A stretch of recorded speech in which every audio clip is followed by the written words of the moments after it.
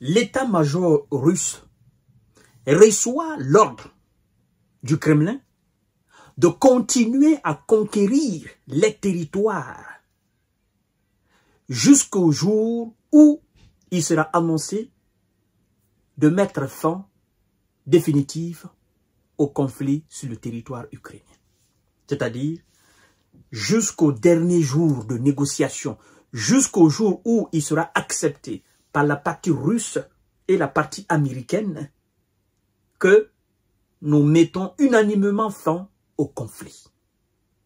Mais jusqu'à ce jour, l'état-major transmet le message à l'armée russe sur le territoire, sur le terrain, au niveau des lignes de front, de continuer l'opération, de continuer les conquêtes jusqu'à ce jour-là. Vous comprenez mieux maintenant pourquoi les Russes disent « Personne ne cédera ce qui a été conquis par les armes ».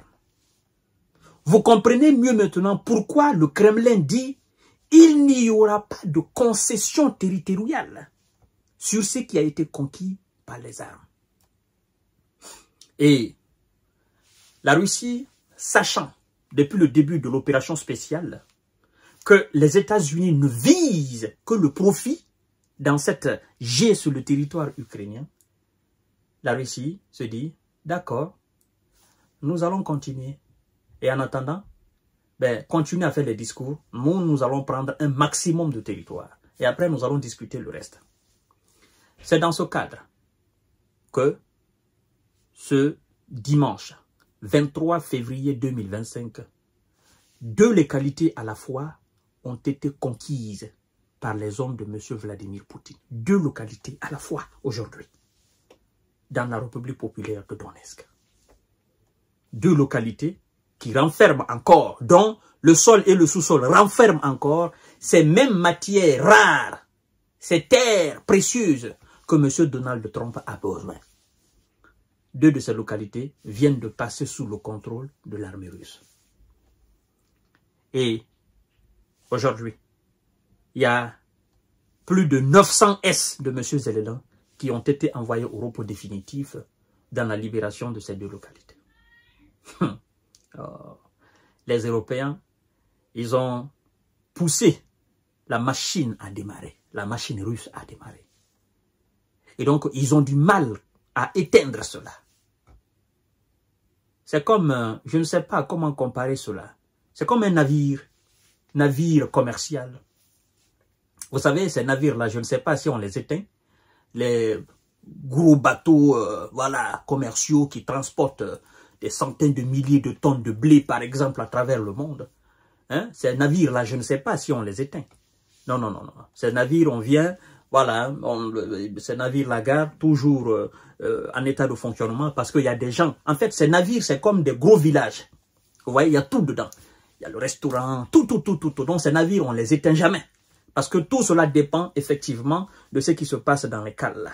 Donc, une fois qu'on allume les moteurs, c'est fini. Les moteurs restent comme ça et on met tout le temps, n'est-ce pas, du carburant là-dedans, ça continue à démarrer. Donc, en fait, l'armée russe, c'est comme ça.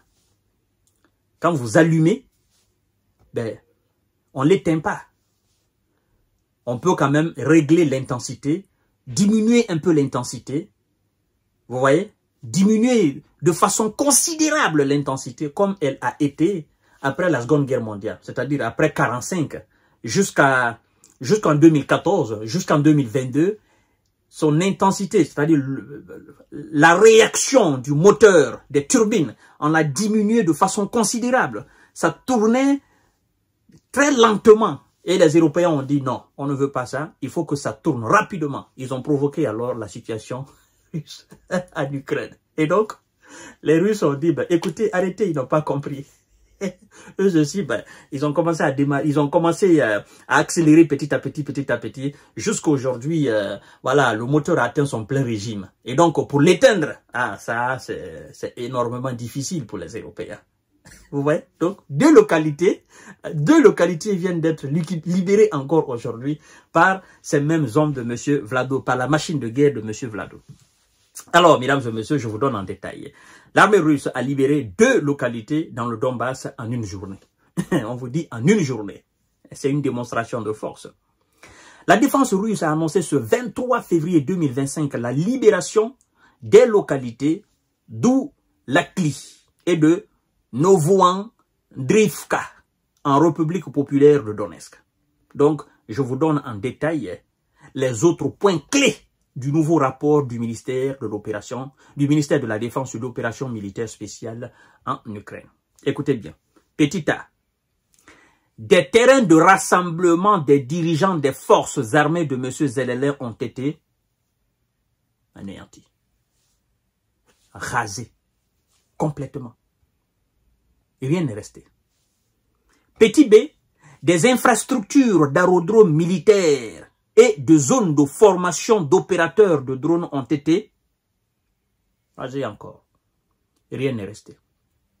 C'est parti en fumée. Petit C. La défense anti-aérienne a abattu 4 bombes aériennes guidées Hammer de fabrication française, un projectile de HIMARS de fabrication américaine et 73 drones à voilure fixe. Petit D. Les forces armées ukrainiennes ont perdu plus de 900 S et 5 grands dépôts de munitions sur tous les axes. Fin de citation. Alors, ils ont augmenté l'intensité. En fait, la Russie ne faiblit pas. C'est ce qui m'étonne. Contrairement à ce que les LCI, les BFM TV et consorts ont dit, la Russie ne faiblit pas. Si, après 3 ans de G, l'adversaire est capable encore d'envoyer hier 167 drones, aujourd'hui 267 drones, l'adversaire est capable de conquérir en une journée 2 localités, est capable d'envoyer au repos définitif plus de 900 et quelques de vos S en une journée, est capable de vous mettre cette pression après 3 ans de G, ça veut dire que cet adversaire, on est incomparable. C'est ce que je voulais dire. On est incomparable. L'adversaire a un niveau beaucoup plus élevé que ce que nous aspirons. Et donc, il faut trouver un moyen le plus rapidement que possible mettre fin à cette chaîne. Parce que chaque jour qui passe, l'adversaire monte en puissance. D'ailleurs, Vladimir Poutine a fait une déclaration pareille. Je vais revenir sur ça tout à l'heure. Je vous donne rendez-vous tout à l'heure. Restez connectés. Voilà donc ce qui s'est passé ce dimanche. 2 localités et des armes, des armes occidentales, des S, et puis voilà, des dépôts de munitions, tout ça neutralisé. Merci beaucoup.